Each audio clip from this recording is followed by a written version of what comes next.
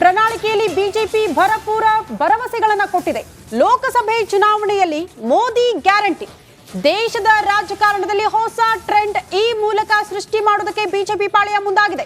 ದೇಶದಲ್ಲಿ ಉಚಿತ ಕರೆಂಟ್ ಅತಿ ದೊಡ್ಡ ಸ್ಕೀಮ್, ಗಮನ ಸೆಳೆದಿರುವಂತಹ ಸ್ಕೀಮ್ ಇದು. 70 ವರ್ಷಕ್ಕಿಂತ ಮೇಲ್ಪಟ್ಟವರಿಗೆ ಉಚಿತ.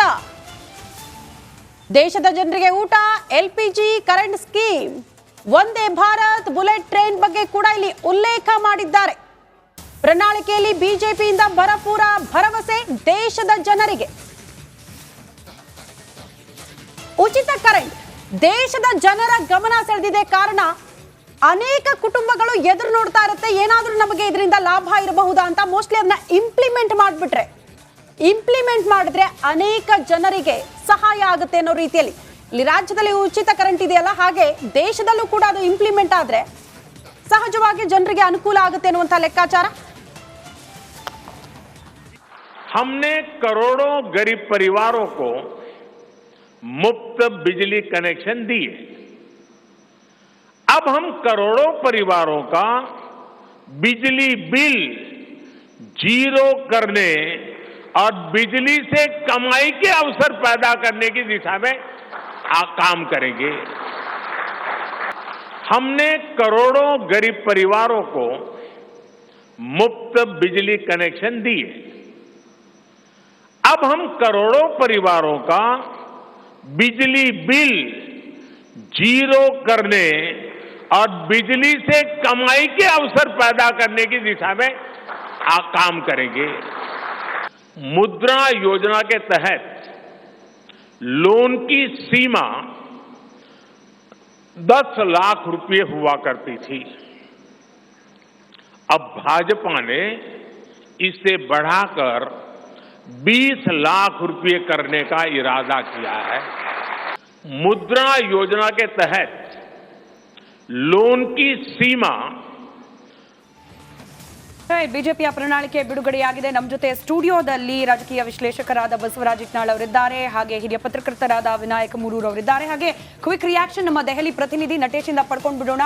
ನಾವು ಅದಾದ ನಂತರದಲ್ಲಿ ಇಲ್ಲಿನ ಕರ್ನಾಟಕದ ಪಂಚ ಗ್ಯಾರಂಟಿಗಳು ಹಾಗೆ ಇವತ್ತು ಬಿಜೆಪಿಯ ಪ್ರಣಾಳಿಕೆಯಲ್ಲಿ ಬಂದಿರುವ ಮೋದಿ ಗ್ಯಾರಂಟಿಗಳನ್ನ ಕಂಪೇರ್ ಮಾಡಿ ಒಂದಷ್ಟು ಕ್ವಿಕ್ ವಿಶ್ಲೇಷಣೆ ಮಾಡ್ತಾ ಹೋಗೋಣ. ನಟೇಶ್, ಬಿಜೆಪಿಯ ಪ್ರಣಾಳಿಕೆ ಬಿಡುಗಡೆ ಆಗಿದೆ. ಸಹಜವಾಗಿ ಇದೀಗ ಕಾಂಗ್ರೆಸ್ನ ಪ್ರಣಾಳಿಕೆ ಹಾಗೆ ಬಿಜೆಪಿಯ ಈ ಪ್ರಣಾಳಿಕೆ ಕಂಪ್ಯಾರಿಸನ್ ಶುರುವಾಗಿರುತ್ತೆ. ಹೈಲೈಟ್ಸ್ ಅಂತ ಹೇಳಿ ಅನಿಸ್ತಿರುವ ಅಂಶಗಳು ಹಾಗೆ ಬಿಜೆಪಿ ಈ ಪ್ರಣಾಳಿಕೆ ಮೂಲಕ ಚುನಾವಣೆಯ ಗೆಲ್ಲುವ ಒಂದು ಭರವಸೆಯನ್ನು ಯಾವ ರೀತಿ ವ್ಯಕ್ತಪಡಿಸ್ತಾ ಇದೆ, ಕ್ವಿಕ್ ರಿಯಾಕ್ಷನ್ ಇದ್ರ ಬಗ್ಗೆ.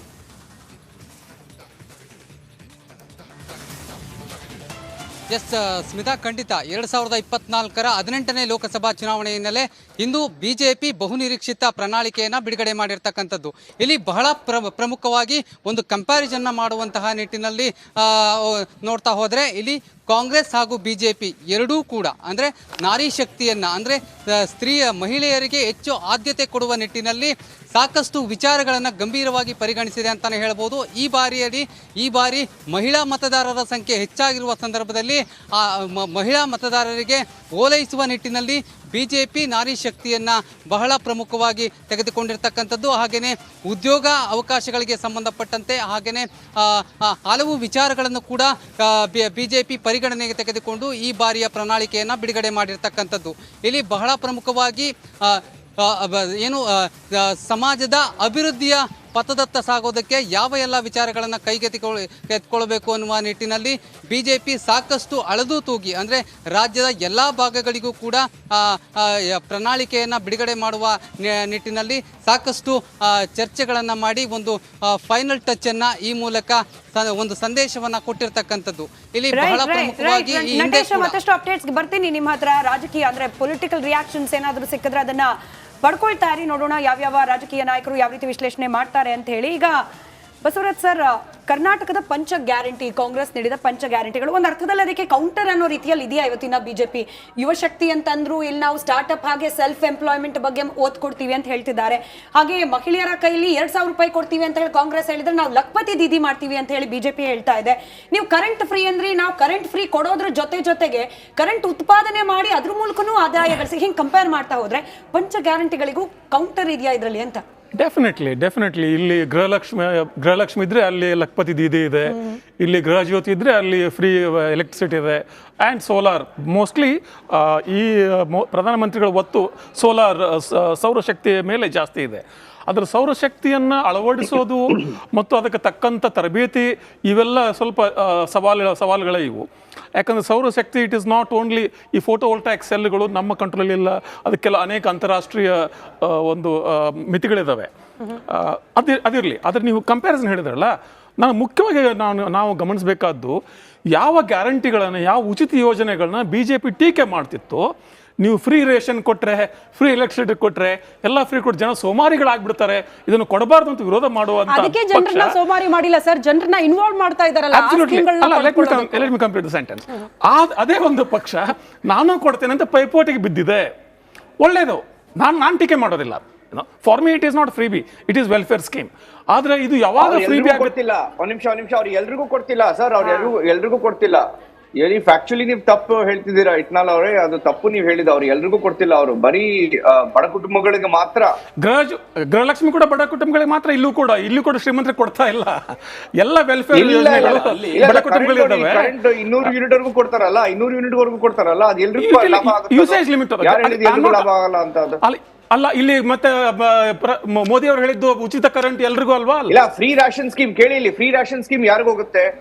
ಎಲ್ರಿಗೂ ಹೋಗುತ್ತಾ ಅಥವಾ ಬಡವರಿಗೆ ಮಾತ್ರ ಹೋಗುತ್ತಾ? ಅಲ್ಲ, ಇಲ್ಲೂ ಕೂಡ ಅನ್ನ ಬಗ್ಗೆ ಕೂಡ ಅನ್ನ ಬಗ್ಗೆ ಬಡವರಿಗೆ ಹೋಗುತ್ತೆ ತಾನೆ. ಅದು ಕರೆಂಟ್ ಫ್ರೀ ಕರೆಂಟ್ ನೋಡಿ, ಬೆಂಗಳೂರಲ್ಲಿ ನೋಡಿ, ಬೆಂಗಳೂರು ಮಾತ್ರ ಅಲ್ಲ, ಕರ್ನಾಟಕದಲ್ಲಿ ಯಾರ್ಯಾರು ಫ್ರೀ ಕರೆಂಟ್ ಸ್ಕೀಮ್ ಯೂಸ್ ಮಾಡ್ತಾರೆ ನೋಡಿ, ನಿಮಗ್ ಶಾಕ್ ಆಗ್ಬಿಡುತ್ತೆ. ಸಚಿವರು ಯೂಸ್ ಮಾಡ್ತಿರ್ತಾರೆ. ಸಚಿವರು ಬಡವರ ಸರ್? ತನಿಖೆ ಮಾಡಬೇಕಾಗ್ತದೆ. ಹಾಗೆಲ್ಲ ಮಾಡಿದ್ರೆ ತನಿಖೆ ಮಾಡಿ ವರದಿ ಮಾಡೋಣಂತೆ. Let me come to the point. ಈಗ ನಾವು ಗಮನಿಸಬೇಕಾದ್ದು ಕಾಂಗ್ರೆಸ್ ಮತ್ತು BJP ಪ್ರಣಾಳಿಕೆಯಲ್ಲಿ ಒಂದು ಸಾಮ್ಯತೆಗಳು, ಇನ್ನೊಂದು ವೈಶಿಷ್ಟ್ಯಗಳು. What is unique about BJP manifesto? BJP manifesto unique ಅದು ವೈಶಿಷ್ಟ್ಯ ಏನು ಅಂದರೆ, ಒಂದು ಒನ್ ನೇಷನ್ ಒನ್ ಎಲೆಕ್ಷನ್. ಬಹಳ ಇಂಪಾರ್ಟೆಂಟ್ ಇದು. ಬಹುಶಃ ಈ ದೇಶದ ಭವಿಷ್ಯನ ಬದಲಾಯಿಸುವಂಥ ಒಂದು ಭರವಸೆ ಇದು.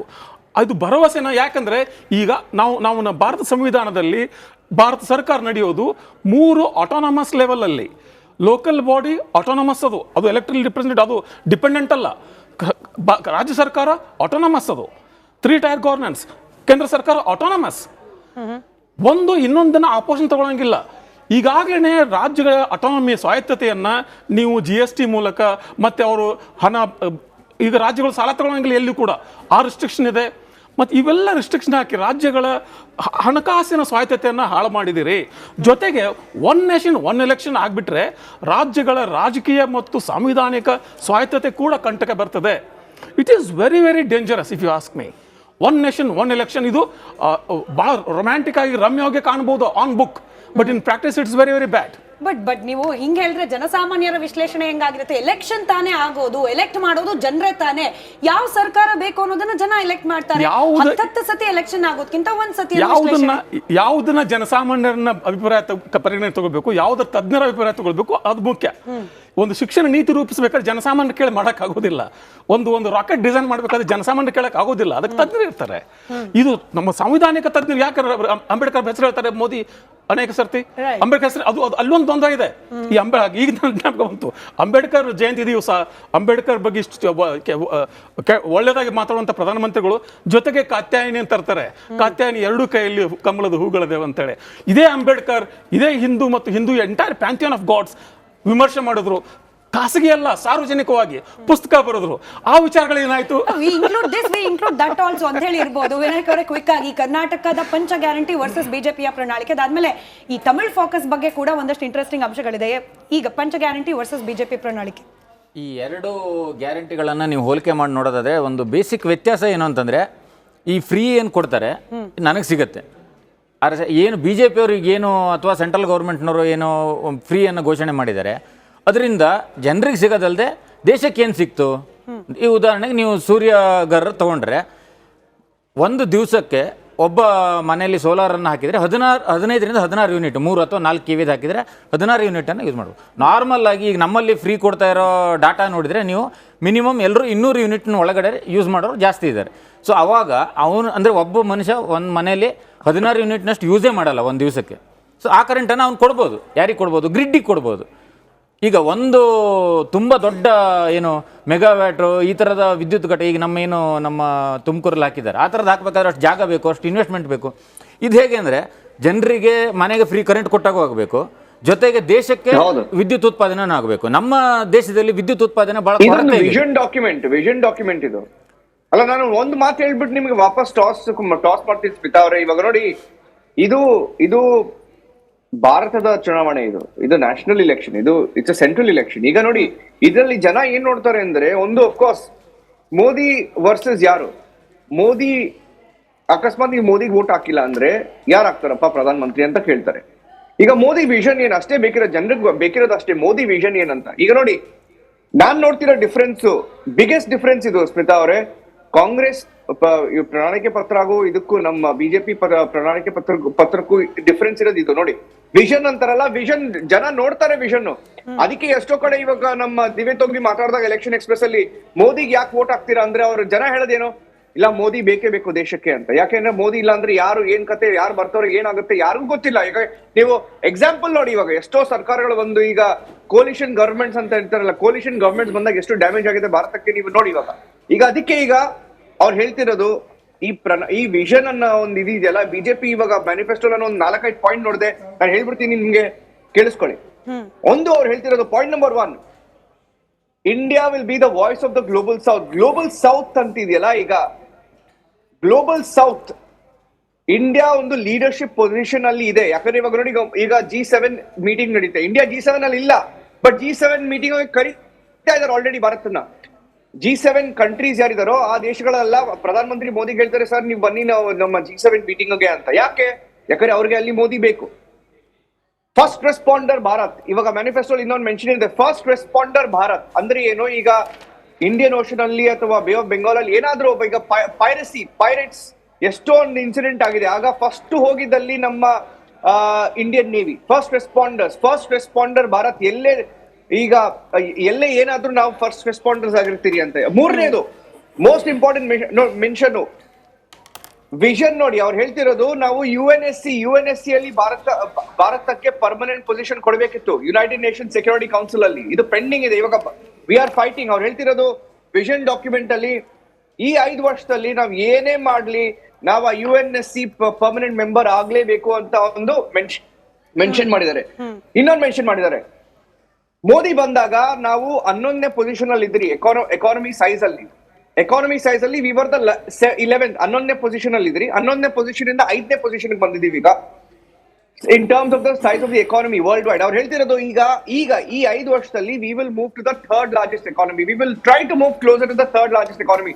3ನೇ ಪೊಸಿಷನ್ ಬರ್ತೀವಿ ಅಂತ ಅಂದ್ರೆ ಅಮೆರಿಕ ಚೈನಾ ಆದ್ಮೇಲೆ 3ನೇ ಪೊಸಿಷನ್ ಅಲ್ಲಿ ಭಾರತ ಇರಬೇಕು ಅಂತ ಒಂದು ವಿಷನ್, ರೈಟ್? ಫೈನಲಿ ಇವಾಗ ಒಂದು 2 ಮೆನ್ಷನ್ ಮಾಡಿದ್ದಾರೆ, ತುಂಬಾ ಇಂಪಾರ್ಟೆಂಟ್ ಕರ್ನಾಟಕಕ್ಕೆ ಎಸ್ಪೆಷಲಿ. ಯಾಕಂದ್ರೆ ಮೊನ್ನೆ ಒಂದು ಬೋಯಿಂಗ್ ಯೂನಿಟ್ ನೋಡಿದ್ರೆ ನೀವು, ಕರ್ನಾಟಕದಲ್ಲಿ ಬೋಯಿಂಗ್ ಏರ್ಬಸ್ ಎಲ್ಲರೂ ಒಂಥರ ಒಂದು ಬೇಸ್ ಸೆಟಪ್ ಮಾಡಕ್ ಟ್ರೈ ಮಾಡ್ತಿದ್ದಾರೆ. ಯಾಕಂದ್ರೆ ಮ್ಯಾನುಫ್ಯಾಕ್ಚರಿಂಗ್ ಹಬ್ ಆಗಿದೆ ಕರ್ನಾಟಕ ಈಗ. So global aviation manufacturing hub ಅಲ್ಲಿ ಇವಾಗ ನೋಡಿ, ನಮ್ದು ಎಷ್ಟು ಏರ್ಪೋರ್ಟ್ ಇತ್ತು, ಈಗ ಎಷ್ಟು ಏರ್ಪೋರ್ಟ್ ಇದೆ, ಮತ್ತೆ ಇನ್ನ ಎಷ್ಟು ಪ್ಲೇನ್ಸ್ ಬೇಕು ನಮ್ಗೆ, ಆ ಪ್ಲೇನ್ಸ್ ಎಲ್ಲ ಭಾರತದಲ್ಲೇ ಮ್ಯಾನುಫ್ಯಾಕ್ಚರ್ ಆಗ್ತದೆ. ಮತ್ತೆ ಚಿಪ್ ಅಂತಿರಲ್ಲ, ನಮ್ದು ಚೈನಾ ಮತ್ತೆ ತೈವಾನ್ ಮೇಲೆ ತುಂಬಾ ಡಿಪೆಂಡೆನ್ಸಿ ಇತ್ತು.